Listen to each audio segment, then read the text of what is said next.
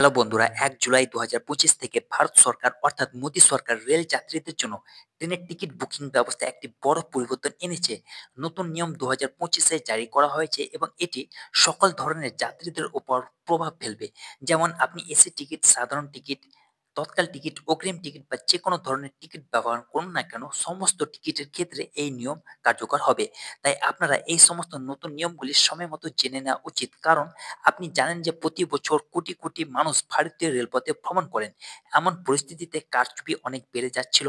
তাই এই ক্ষেত্রে সমস্যার সমাধানের জন্য এবং যাতে মানুষ সময় মতো টিকিট পেতে পারে এবং তাদের যাত্রা সুষ্ঠুভাবে সম্পন্ন হয় এবং যাত্রার সময় কোনো সমস্যা না হয়, এই সমস্ত বিষয় মাথায় রেখে সরকার এই বড় পদক্ষেপ নিয়েছে।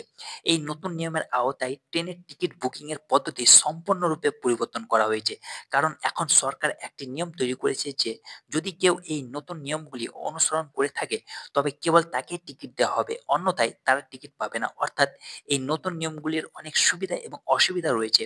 তাই যদি আপনি ট্রেনে ভ্রমণ করেন তাহলে ভবিষ্যতে যাতে আপনাকে কোনো সমস্যার সম্মুখীন না হতে হয়, সেই জন্য এই সমস্ত নিয়মগুলি জানা আপনার জন্য অত্যন্ত গুরুত্বপূর্ণ। বন্ধুরা, এই ভিডিওটি একটি অত্যন্ত গুরুত্বপূর্ণ ভিডিও, তাই ভিডিওটি ১ সেকেন্ডের জন্য স্কিপ না করে পুরোটাই দেখবেন। আর আপনি যদি আমাদের এই চ্যানেলে নতুন হয়ে থাকেন তো চ্যানেলটিকে অবশ্যই সাবস্ক্রাইব করবেন আর ভিডিওটিকে যত পারবেন বন্ধুদের সঙ্গে শেয়ার করবেন। তো বন্ধুরা, দেরি না করে চলুন শুরু করা যাক।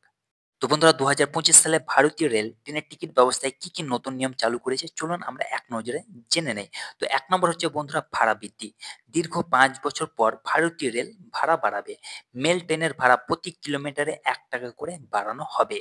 তারপর ২ নম্বর নিয়ম হচ্ছে বন্ধুরা আধার যাচাইকরণ। তৎকাল টিকিট বুকিং করার জন্য আইআরসিটিসি অ্যাকাউন্টকে আধার কার্ডের সাথে লিঙ্ক করা বাধ্যতামূলক করা হয়েছে। তারপর ৩ নম্বর নিয়ম হচ্ছে বন্ধুরা যে খাবার পরিষেবা। যাত্রীরা খাবার বুকিং না করেও ট্রেনে খাবার কিনতে পারবেন। তারপর বন্ধুরা ৪ নম্বর হচ্ছে যে লাগেজের নিয়ম। লাগেজের সীমার চেয়ে বেশি লাগেজ বহন করলে ৬ গুণ জরিমানা দিতে হবে। এটা একটা খারাপ খবর যাত্রীদের জন্য।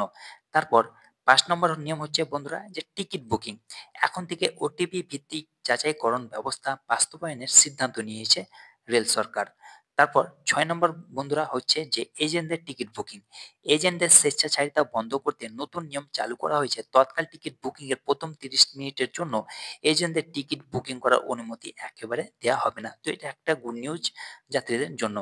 তারপর বন্ধুরা এই যে নতুন নিয়মগুলি চালু করা হয়েছে, এই নতুন নিয়মগুলি পরিবর্তনের কি সুবিধা এবং অসুবিধা হতে পারে চলুন একেবারে আমরা জেনে নেই। তো ১ নম্বর সুবিধা হচ্ছে আসল যাত্রীদের টিকিট পাওয়ার সম্ভাবনা বৃদ্ধি পাবে। ২ নম্বর হচ্ছে ট্রেনে ভিড়ের সমস্যা কমবে। ৩ নম্বর হচ্ছে বুকিং ব্যবস্থা আরো স্বচ্ছ এবং নিরাপদ হবে। তো এই সুবিধাগুলি যাত্রীদের জন্য আশা করি হবে। এই নিয়মগুলির ফলে কি অসুবিধা হতে পারে চলুন আমরা জেনে নেই। আগে থেকে পরিকল্পনা করা যাত্রীদের অসুবিধার সম্মুখীন হতে পারে। তারপর ২ নম্বর হচ্ছে অপেক্ষার টিকিট থাকা যাত্রীরা স্লিপার এসিতে ভ্রমণ করতে পারবে না। অর্থাৎ আপনার যদি কনফার্ম টিকিট না থাকে, ওয়েটিং টিকিট থেকে থাকে তাহলে কিন্তু আপনি জেনারেল কোচেই যাতায়াত করতে হবে। তারপর বন্ধুরা টিকিটের দাম বাড়তে পারে। তো বন্ধুরা এই হচ্ছে ভারতীয় রেলওয়ের দ্বারা জারি করা নতুন কিছু নিয়ম যা আমি আপনাদের সঙ্গে শেয়ার করলাম। বন্ধুরা ভিডিওটি যদি ভালো লেগে থাকে ভিডিওটিকে অবশ্যই লাইক করবেন, বন্ধুদের মাঝে শেয়ার করবেন। আর চ্যানেলটিকে যদি এখনো সাবস্ক্রাইব না করে থাকেন তো অবশ্যই চ্যানেলটিকে সাবস্ক্রাইব করবেন। ভালো থাকুন, সুস্থ থাকুন। ধন্যবাদ।